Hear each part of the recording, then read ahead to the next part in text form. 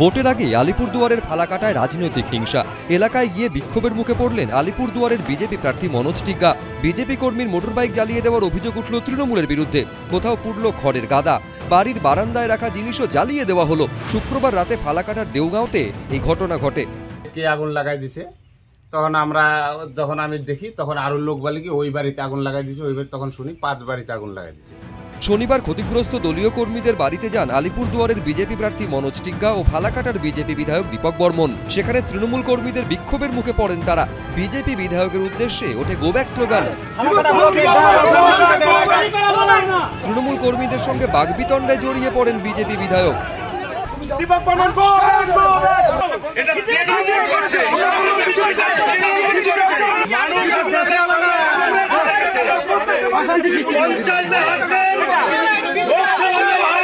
ফালাকাটার বিধায়ক দীপক বর্মন এই এলাকাটায় অশান্তির সৃষ্টি করছে। আমরা বলছি যে কোন দুষ্কৃতি, কিন্তু আজ দীপক বর্মন বলছে যে তৃণমূলের থেকে হচ্ছে। একজন নির্বাচিত প্রতিনিধি কি করে বলতে পারে যে এখানে তৃণমূল লাগিয়েছে? নেপথ্যে তৃণমূলের হাত রয়েছে বলে দাবি করেছেন বিজেপি প্রার্থী।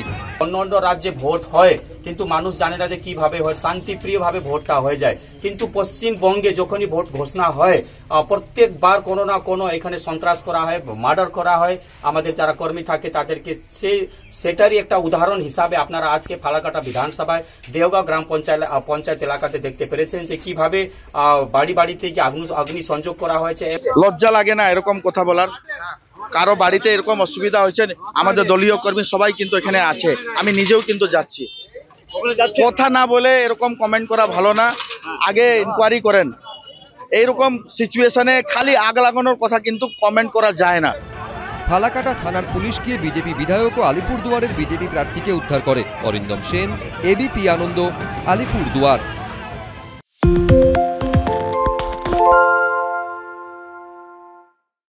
সত্য অন্তহীন, সত্যের খোঁজও তাই, সত্য সন্ধানে তাই আমরা অক্লান্ত, অকুতভয়। এবিপি আনন্দ নতুন ভাবনার প্রতীক, যা মনে মুক্ত, তথ্যে যুক্ত এবং যাবতীয় সীমানার বাঁধন থেকে মুক্ত।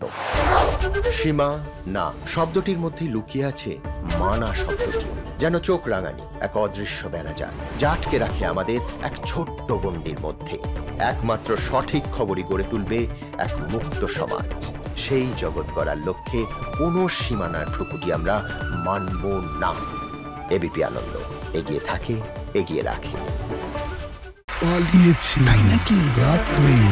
বাংলা গুজব চায় না, বাংলা খবর চায়। বাংলা খবর, বাংলার খবর। বাংলা ঝামেলা চায় না, বাংলা খবর চায়। বাংলা খবর, বাংলার খবর।